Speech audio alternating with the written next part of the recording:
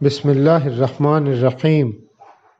اب تک ہم نے سورۃ الشورى کی ابتدا سے آیت نمبر 13 تک دیکھا ہے۔ آج صرف ایک آیت نمبر 14۔ سورۃ الشورى قرآن میں 42 نمبر کی سورہ ہے، 25ویں پارے میں۔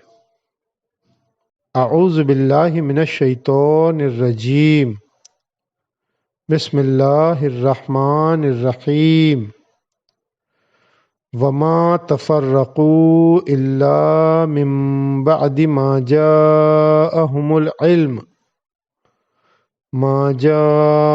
العلم بغیا بینہم ولولا کلمۃ سبقت من ربک الی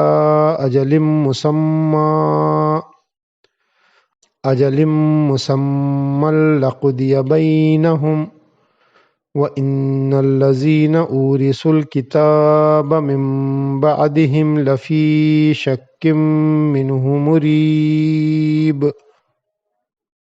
اس کا ترجمہ، اور جو لوگ متفرق ہوئے یعنی الگ الگ ہوئے، وہ علم آنے کے بعد ہوئے، صرف آپس کی ضد کی وجہ سے۔ اور اگر تمہارے رب کی طرف سے ایک وقت معین تک کی بات طے نہ ہو چکی ہوتی تو ان کے درمیان فیصلہ کر دیا جاتا۔ اور جن لوگوں کو ان کے بعد کتاب دی گئی وہ اس کی طرف سے شک میں پڑے ہوئے ہیں، جس نے ان کو تردد میں ڈال دیا ہے، انہیں کنفیوژن میں ڈال رکھا ہے۔ تفسیر۔ علم آنے کے بعد متفرق ہونے کا مطلب یہ ہے کہ دین حق کی دعوت بلند ہو اور پھر بھی آدمی اس سے الگ رہے یا اس کا مخالف بن کر کھڑا ہو جائے۔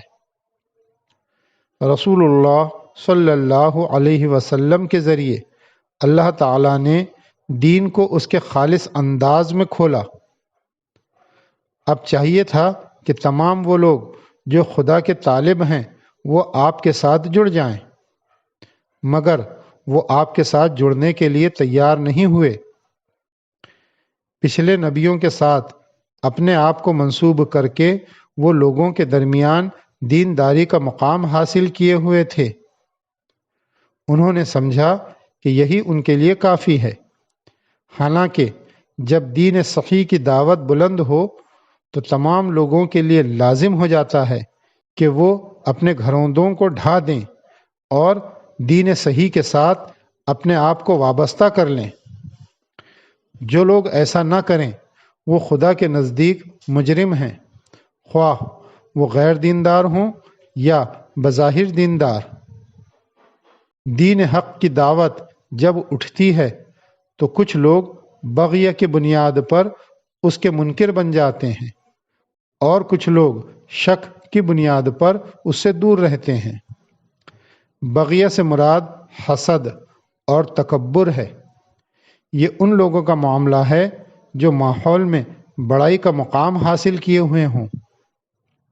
حق کو ماننے میں انہیں بڑائی کے مقام سے نیچے اترنا پڑتا ہے، چونکہ وہ اپنے آپ کو چھوٹا کرنے پر راضی نہیں ہوتے، اس لیے وہ حق کی دعوت کو چھوٹا کرنے میں سرگرم ہو جاتے ہیں تاکہ اپنے موقف کو جائز ثابت کر سکیں۔ موقف یعنی اپنی پوزیشن، اپنی بات کو جائز ثابت کر سکیں۔ شک اور تردد کا معاملہ اکثر عوام الناس کے ساتھ ہوتا ہے، یعنی عام انسانوں کے ساتھ پیش آتا ہے۔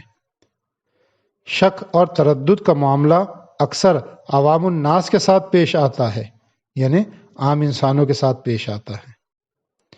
داعی کی بات انہیں دلیل کی سطح پر وزنی معلوم ہوتی ہے، مگر ان اکابر کو چھوڑنا بھی ان کے لیے مشکل ہوتا ہے جن کی عظمت ان کے ذہن پر پہلے سے قائم ہو چکی ہو۔ یہ دو طرفہ تقاضے ان کے لیے آخری فیصلے تک پہنچنے میں رکاوٹ بن جاتے ہیں۔ پہلے گروہ نے اگر تکبر کی نفسیات کے تحت حق کو نظر انداز کیا تھا تو دوسرا گروہ شک کی نفسیات کے تحت اس کو اختیار نہیں کر پاتا۔ حق کو قبول کرنے سے یہ بھی محروم رہتا ہے اور وہ بھی۔ تذکر القرآن۔